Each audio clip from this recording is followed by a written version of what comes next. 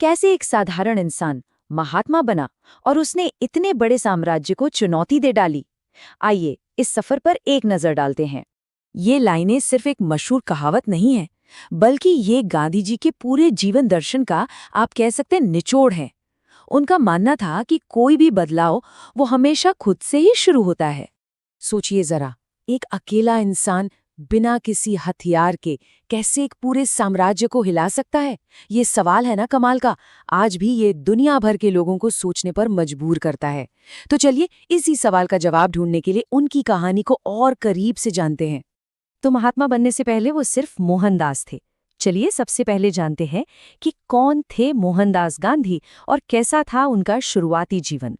तो ये रही कुछ बुनियादी जानकारी। पूरा नाम था मोहनदास करमचंद गांधी। जन्म हुआ 2 अक्टूबर 1869 को गुजरात के पोरबंदर में। लंदन से वकालत की पढ़ाई की और हाँ, उन्हें महात्मा यानी महान आत्मा की उपाधि गुरुदेव रविंद्रनाथ टैगोर ने दी थी। हम उन्हें बापू और राष्ट्रपिता के नाम से भी जानते हैं। अब आता है उनकी जिंदगी का वो हिस्सा जिसने सब कुछ बदल दिया। एक वकील के तौर पर वो दक्षिण अफ्रीका गए और बस यही वो जगह थी, यही वो चिंगारी थी जिसने मोहनदास को उनके जीवन का असली मकसद दिखाया। देखिए, दक्षिण अफ्रीका में वो पूरे 21 साल रहे और ये 21 साल उनके लिए एक तरह की प्रयोगशाला बन गए। 1893 में जब वो वहां पहुंचे तो उन्हें नस्लीय भेदभाव का सामना करना पड़ा और फिर पीटर मैरिट्सबर्ग स्टेशन पर वो मशहूर घटना हुई जब उन्हें फर्स्ट क्लास डिब्बे से जबरदस्ती उतार दिया गया। वो अपमान एक जागृति थी। वहीं पर उन्होंने फीनिक्स और टॉल्स्टॉय फार्म बनाए, जहां उन्होंने अपने सिद्धांतों को असल जिंदगी में परखा। और जब वो 9 जनवरी 1915 को भारत लौटे तो उसी दिन को आज हम प्रवासी भारतीय दिवस के तौर पर मनाते हैं। इस बात को समझना बहुत जरूरी है। पीटर मैरिट्सबर्ग की वो घटना सिर्फ एक अंत नहीं थी, बल्कि अन्याय के खिलाफ एक बहुत बड़ी, एक ऐतिहासिक यात्रा की शुरुआत थी। वो एक व्यक्तिगत अपमान था, हाँ, पर वो एक वैश्विक आंदोलन की वजह बन गया। ये लड़ाई सिर्फ एक इंसान के सम्मान की नहीं, बल्कि पूरी मानवता के सम्मान की थी। तो दक्षिण अफ्रीका में जो कुछ भी उन्होंने सीखा, जो सिद्धांत उन्होंने बनाए, अब वो उन्हें लेकर भारत आए और यहीं से शुरू हुआ भारत का महान स्वतंत्रता संग्राम। अब गांधी जी के हथियार कोई तोप या बंदूकें नहीं थे। उनके हथियार थे उनके सिद्धांत। पहला, सत्य, यानी सोच और काम दोनों में सच का साथ देना। दूसरा, अहिंसा, मतलब किसी भी जीव को कोई नुकसान न पहुंचाना। और तीसरा, सत्याग्रह, जिसे वो सोल फोर्स या आत्मा की शक्ति कहते थे। ये कोई चुपचाप बैठना नहीं था, बल्कि अन्याय के खिलाफ एक बहुत ही सक्रिय लेकिन शांतिपूर्ण तरीका था। इसका मकसद था सामने वाले के ज़मीर को जगाना। और भारत की धरती पर सत्याग्रह का पहला बड़ा और सफल इस्तेमाल उन्होंने किया चंपारण में 1917 में। वहां उन्होंने नील की खेती करने वाले किसानों पर हो रहे जुल्म के खिलाफ आवाज उठाई। और कमाल की बात यह है कि बिना किसी हिंसा के उन्होंने अंग्रेजी हुकूमत को अपनी बात मनवाने पर मजबूर कर दिया। इसके बाद आया 1920 का असहयोग आंदोलन। इसकी स्ट्रैटेजी बहुत सीधी साधी थी कि अगर करोड़ों भारतीय अंग्रेजों का सहयोग करना ही बंद कर दें, उनके सामान, स्कूल, सेवाएं सब कुछ बॉयकॉट कर दें, तो मुट्ठी भर अंग्रेजों का शासन तो अपने आप ही ढह जाएगा। ये सीधा शासन के जड़ों पर हमला था। और फिर 1930 में हुआ दांडी मार्च या नमक सत्याग्रह। ये सत्याग्रह का एक बेहतरीन उदाहरण है। सोचिए, नमक जैसी रोजमर्रा की जरूरत की चीज पर लगे टैक्स को उन्होंने मुद्दा बनाया।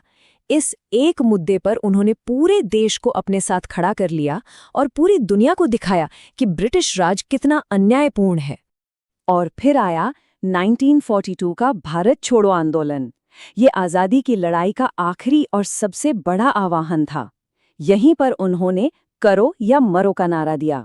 और इसका मतलब हिंसा करना नहीं था, बल्कि ये था कि अब आज़ादी के लिए अपना सब कुछ दांव पर लगा दो। तो आज़ादी तो मिली, लेकिन गांधी जी का असर सिर्फ स्वतंत्रता संग्राम तक ही सीमित नहीं रहा। उनकी विरासत, उनके विचार आज भी दुनिया भर में लोगों को रास्ता दिखाते हैं। बहुत कम लोग इस बात पर ध्यान देते हैं, लेकिन गांधी जी एक बेहतरीन लेखक और पत्रकार भी थे।